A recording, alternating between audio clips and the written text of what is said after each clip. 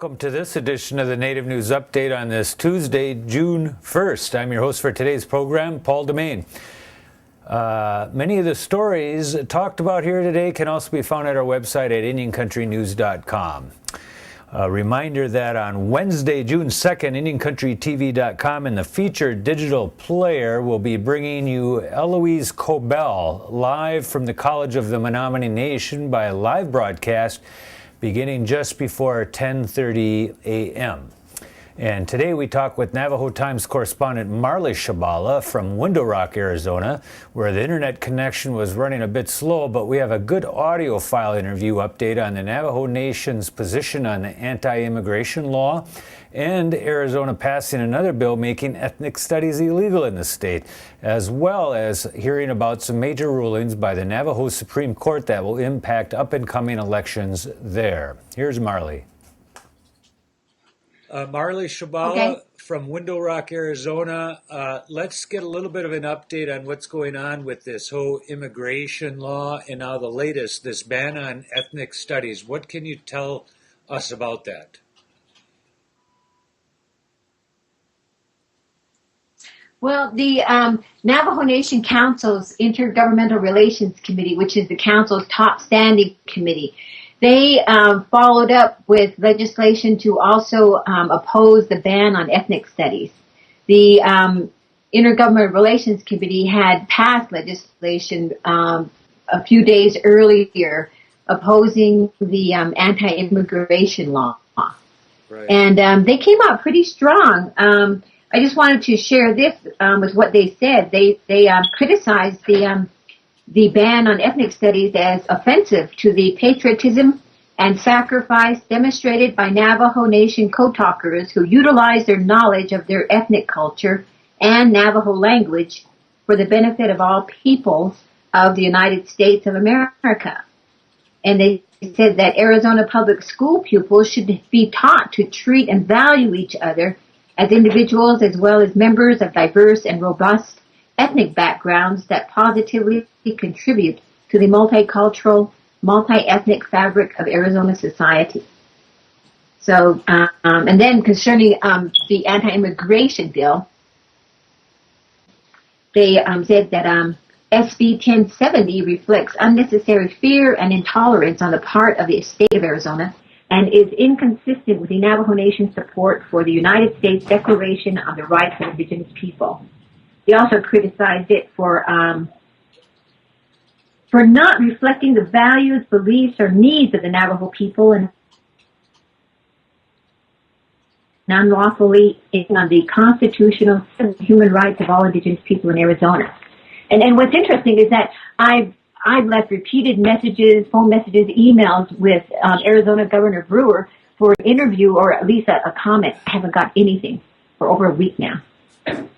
I see. So and you were trying to get a hold of the governor's office on this whole issue?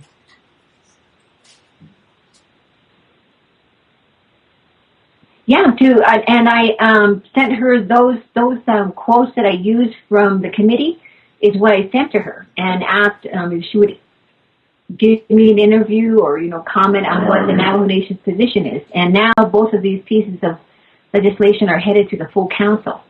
So it should go before them in July. Okay.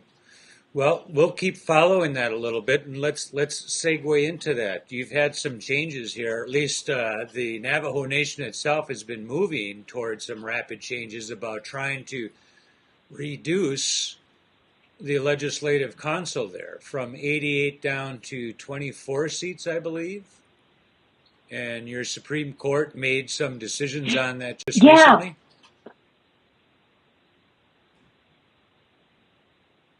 Well, the election was held late last year, and the people voted to reduce the council to 24. But even before the election happened, there were all these lawsuits going back and forth from the executive to the legislative branch, and they finally were able to actually have the election. And then they had the election, and the results showed that, the people had voted to reduce the council and also to give the president line item veto authority. That was in the form of a referendum. Which goes to the public criticizing the council for raiding the. Yeah, and they thought the council was raiding the tribal treasury. They went in and they were taking money from other accounts. One of them was the personnel lapse fund. And also there were stories that we did about the discretionary funds, which is most people call their slush fund because they can just do whatever they want with those funds. But it's not just the council, it's also the president. But once again, lawsuits started flying right after the election, and then prior to that, the council, and they felt the retaliation against the president for him pushing this special initiative. It's not a referendum, it's an initiative. And they removed him, put him on administrative leave, saying he had these connections with these two businesses, and those two businesses lost a lot of money, and he may have given them preferential treatment, so they removed him. But the High Court said, no, you didn't do it the right way. And then they also ruled that, the elections could go on. And that was a separate complaint that was made against the elections. And then on top of that, in upholding the lower court ruling, they also ordered the election office to immediately begin the election process for 24 delegates. The election office was doing an election for 88 delegates because there was no reapportionment plan.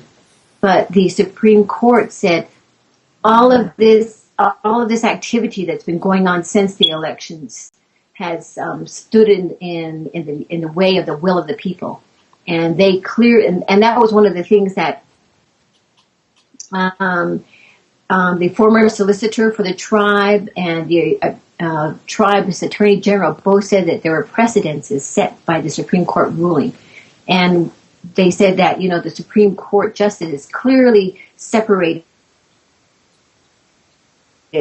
the three branches. So clearly said this government is the people's government. It's not the councils, it's not the presidents, it's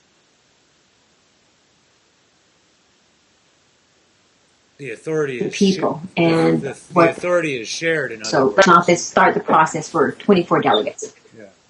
So the authority is shared between those three branches, and as long as people abide by the jurisdiction of each branch,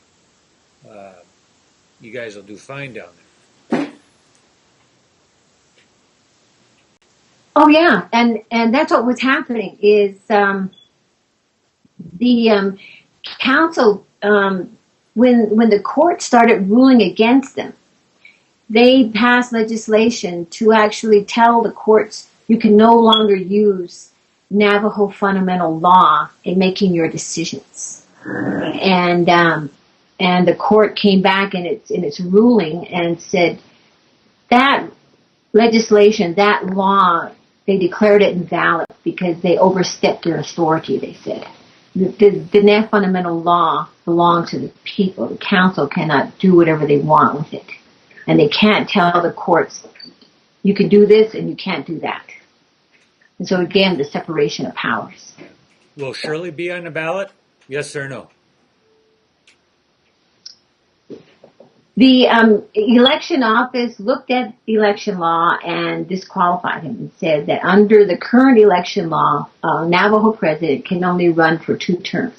Okay. But he recently announced through an attorney that he's going to appeal that. Okay. And so the election process for the president is now stopped. Okay. And okay, the election process, which had been halted because of all these lawsuits, is now moving forward. Okay. So, still a lot of problems here.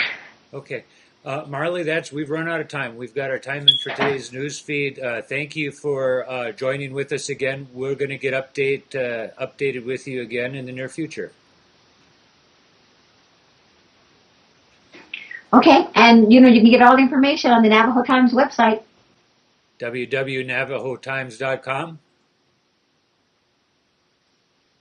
You got it. Thank you. Okay. Thank you for going at. And that is the latest roundup of news from Indian Country on this edition of the Native News Update. We want to thank you all for joining with us today. Miigwech.